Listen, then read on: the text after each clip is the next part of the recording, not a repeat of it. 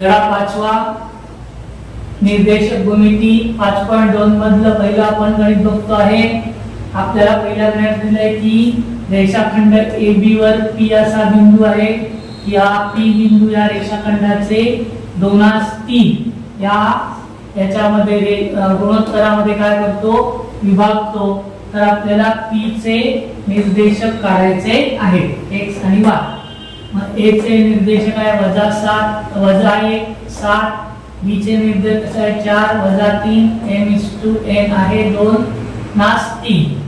x1 बरोबर -1, x2 बरोबर 4, y1 बरोबर 7, y2 बरोबर -3, m बरोबर 2, n बरोबर 3। आपण आता सूत्र बघणार आहोत। x बरोबर सूत्र आहे mx2 + nx1 / m + n। म्हणून x बरोबर m ची किंमत 2, x2 ची किंमत 4, 2 गुणिले 4 अधिक 3 गुणिले कंसात -1, 4 गुणिले 8 अधिक वजाचा गुणाकार -3 छेद 3 अधिक 2 5, 8 ने 3 गेले उरले 5, 5 छेद 5, 5 ने 5 ला भागलं, उत्तर आलं 1, x बरोबर 1।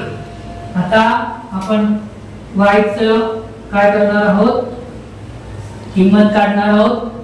y बरोबर चं सूत्र आहे my2 + ny1 छेद m + n।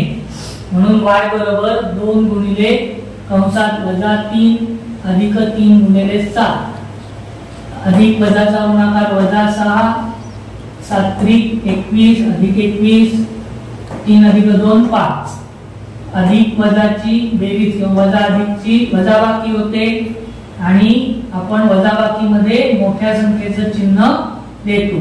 21 - 6 15, मोठी संख्या 21 त्याचं अधिकचं चिन्ह 15/5, 5/5, 5 त्रिक 15। म्हणून y चा निर्देशक आहे 3। म्हणून p बरोबर कंसात 1 आणि 3। कधीही लिहिताना पहिले x चा निर्देशक लिहायचा आणि नंतर y चा निर्देशक लिहायचा।